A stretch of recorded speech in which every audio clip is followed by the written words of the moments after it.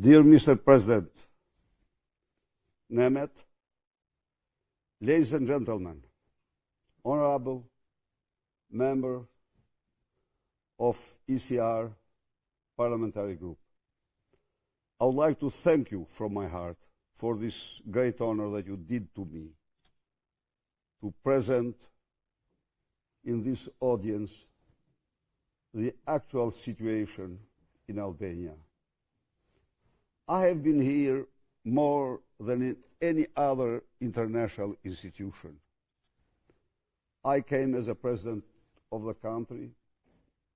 I came as leader of opposition 8 years long. I came as prime minister. But today, almost in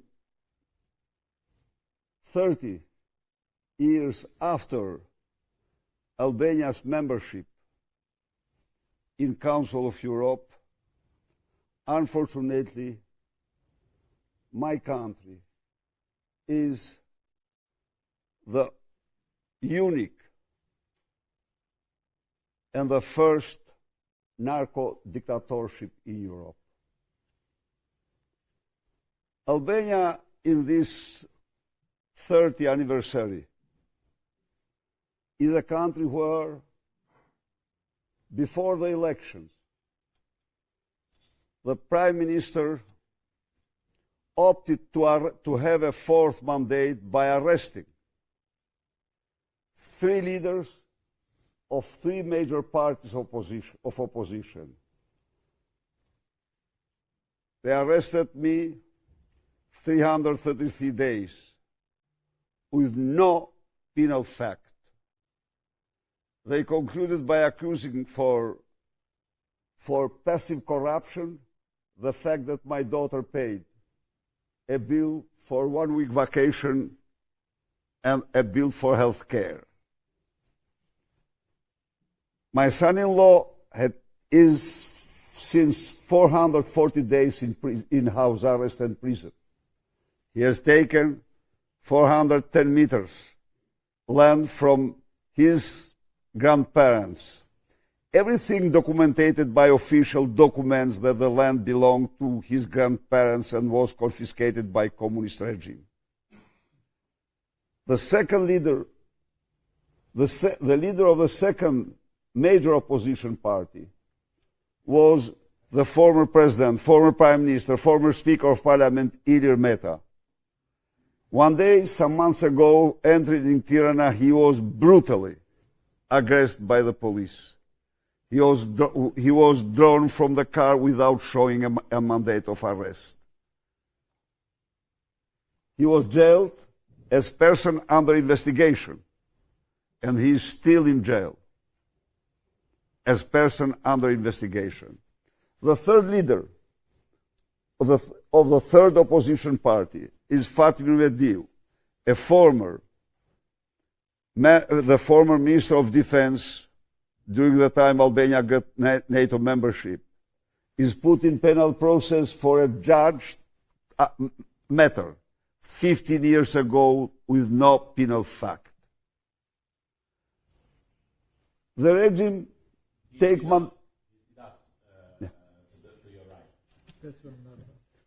The regime took mandates from mayors of opposition for the sole reason because Edi Rama wanted to appropriate for himself 225,000 meters square by the sea.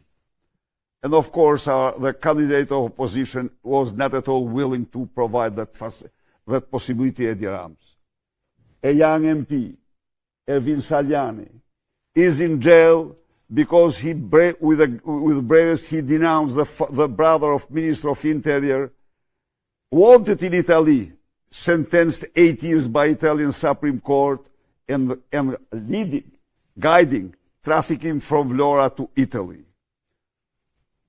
This is now, if you take the Albanian prison population, 67 of them are pre-detained people. The nation lost the principle of innocency, of presumption of innocency. Albania is a real narco state, and this is the history. Unfortunately, Europe have never seen such history. 2015, Edi Rama planted overall Albania with cannabis. He engaged police and other potential to plant the country with cannabis. Look, after the crops of the cannabis, more than 10 to 12 billion euro were created by these traffickers. They jumped to South America and Latin America, to South America. Now they are very powerful people in cartels, including Sinaloa, which is chaired by Albanians. Honorable MPs, Edi Rama himself has direct links with these criminal organizations. In his office there is an advisor which coordinates the activities of these organizations. He received in his office the Sinaloa boss, Albanian Sinaloa boss, provided him a license and he accepted, and the permission for a 5-star hotel. But all this organized crime, which is famous and terrible, is deeply involved in elections. French, Belgian, and Dutch authorities brought to Albanian authorities 1 million pages of transcripted conversation and messages between organized crime with crypted telephones. But what it was found was that the communication went up to Edi Rama and his ministers. It was found that half of this communication were for elections, violating elections. Now we are in election campaign. The Prime Minister is distributing, respect no law, is giving to every pensioner 100 euros as a gift for votes for Prime Minister to 760,000 people. He issued a decision, government decision, to provide 138 licenses for cannabis plantation, cannabis for votes. He is using 100 millions of euro in order to buy votes. He had encouraged all mafia clans to threaten people in order to vote for him. But the situation is very, very, very desperate. My nation is fleeing since 2014 until 2023, according to Eurostat. 1,099,000 Albanians left Albania for Schengen area, only for Schengen area. The economy, for 3 years long, the industrial production is falling down. The exports, because of narco-euro, euro is devaluated 35%, and the exports has fell from 1 year to another 32%, thousand Albanians losing their job and fleeing from the country. The problem is that Europe never have seen a narco dictatorship, knows all other kinds of dictatorship, this one not, has difficulty to perceive what is going on. That's why I'm here, to present the case and to assure you that in a dictatorship, people have no other choice than fighting, and we will fight and fight and fight. And I'm deeply convinced that we will prevail. They have no future. Whatever help you could provide, we will be most grateful. A narco state is not dangerous only for his own people, is dangerous for neighbors, is a danger for whole continent. Thank you very much for your attention.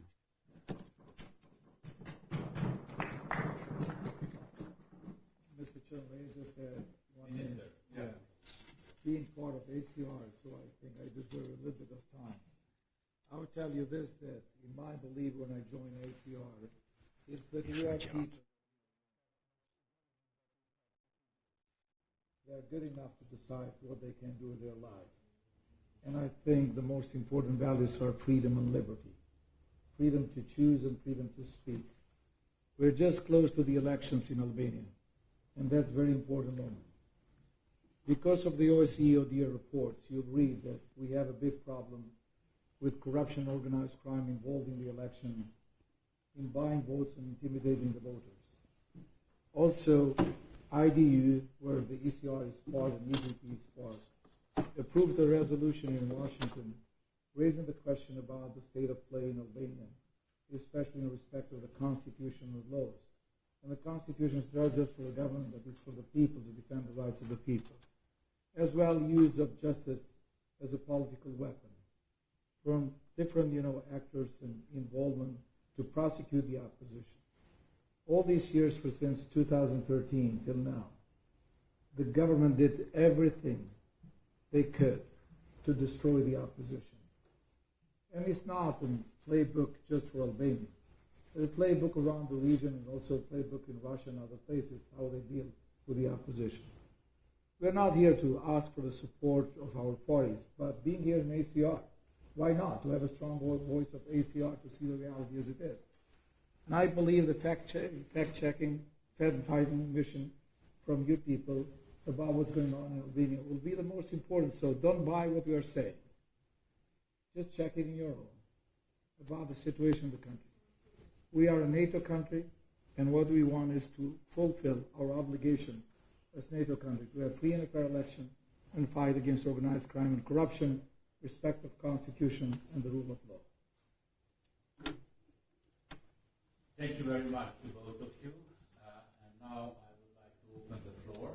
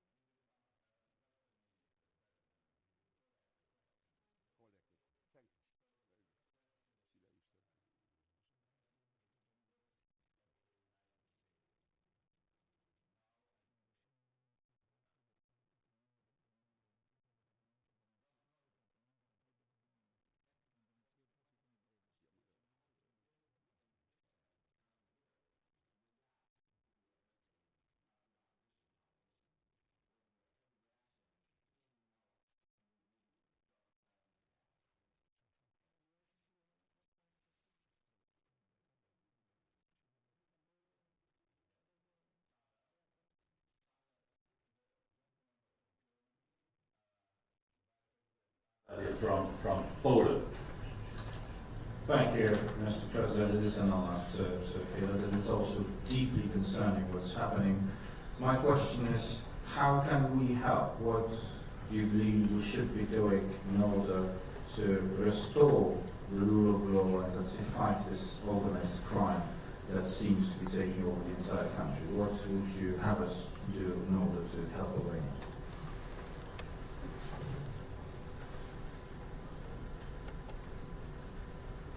One, two, three. Okay, I close the contributions. I would like to ask you, in the context of the American question, about the role of a famous Hungarian in America, called George Soros. Could you imply into your answer that element as well? And then we would like to return to you the floor. President, you have the floor. Thank you very much for your questions. First, I regret very much to tell the audience that at least U.S. Ambassador helped very much Edi Rama in installing the narco state. 2015, when all over the country was covered with cannabis, he went and praised police, telling that I praise you for extraordinary job against cannabis, against drugs. I went and met him. I told him, sir, this is supporting. What is this drama happening? He told me, we do not mind about soft drugs. But I told him, look, these soft drugs might have terrible consequences for my nation. Are crime. Is crime because everywhere armed people who are guarding plantations. And this is at least full violation. But Edi Rama have been have been most protected, most invested leader by George Soros. And my problem is an old one with the multi-billionaire George Soros. I was very confrontational with him. I asked since many years for him to ban his political activity in Europe. I asked European Parliament to ban because he buys politicians everywhere, etc., etc. He has an extreme left agenda. He sent to the monism, the model, taking all NGOs and putting under former Communist Party umbrella. So, my quarreling with him become bigger when he was involved in Balkan policy. He became the principal factor in Balkan foreign policy. He wanted, with this partition of Kosovo, a project of Milosevic brought from him through intermediaries several times while I've been President of the Republic. Now, George Soros sealed and signed the project as being his project. Of course, I opposed. And he was very unhappy. Then, one day Edi Rama told me in Parliament, Sally, could you cross Atlantic? I told him, yes, I could cross. He told, no, you have had a message. I haven't had any message. But he told his people that Sally is sanctioned because of conspiracy against U.S. policy. I never conspired. I was public every time. However, they failed. As long as Secretary Pompeo was in office, they didn't send anything. Once they left the power, President Trump, I was 3 weeks after election, I was sanctioned for corruption and undermined democracy from a man which praised most me than any other man in the world for successes in fighting corruption when he was top advisor to Joe Biden, and this was Anthony Blinken, a very close person to George Soros. I wrote him a letter. I told Secretary, whenever you will find a single piece of evidence of my corruption, I quit forever politics. But you did the decision based on corrupted lobbying of Edi Rama and George Soros. Third, I will sue him in court because you wounded my dignity, and I am protecting my dignity, and I sued him in court. They get mad for that. And they tried to, but they failed. I continued my battle, and it's a long story. I don't like you to use time, but they played a very negative role. This is my response to that.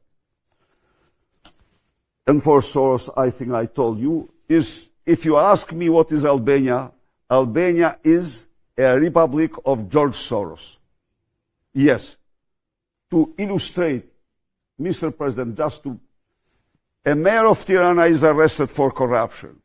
He gave few weeks ago an instruction to his wife, telling his wife, don't go to U.S. Embassy, that the power has changed there. But wait until Alex will come and things will change. It was for Alex Soros. No one has reacted because after this battle, State Department Anthony Blinken State Department did everything to isolate, and he tried to control every contact with myself, with my party. It's true. So people were not so happy to deal with these matters. Yes, you could help us very much. You could help us first sending fact-finding mission, because you hear there are things incredible, unbelievable. And once you touch the reality there, then you find a way to help my nation, to help my country get rid from this narco-dictatorship. We will fight and fight, but we need also help from free people wherever they are, and from European governments and our friends everywhere. Thank you very much.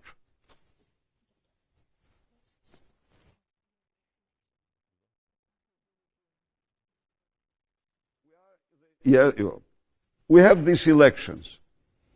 Your observation is very important. Now I talked something, but media are 80%, more than 80% controlled by the government. At the end, identical to Habibullah of Kabul, he blocked the TikTok. And he had installed now deep pocket inspection, some devices to control internet also. This is true. This is true. Once the youth started to criticize him in TikTok, he banned and he blocked 2 weeks ago TikTok. He do everything to limit our communication with people.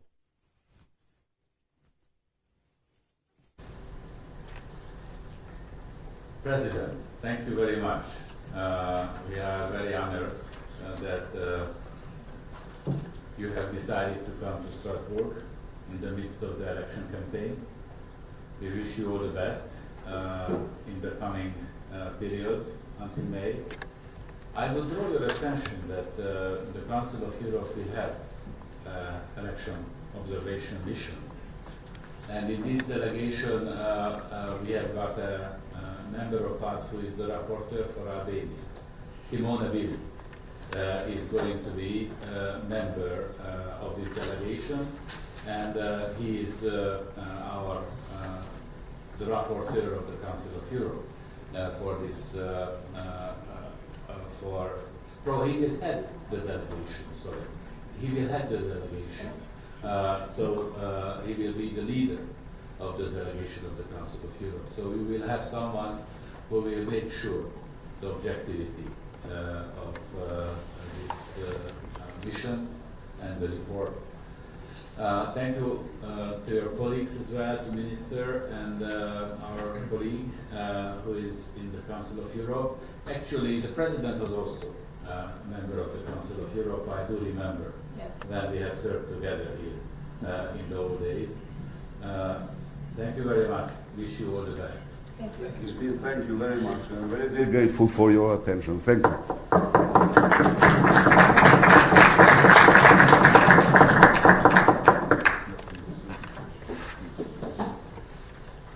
Just a technical minute and we will...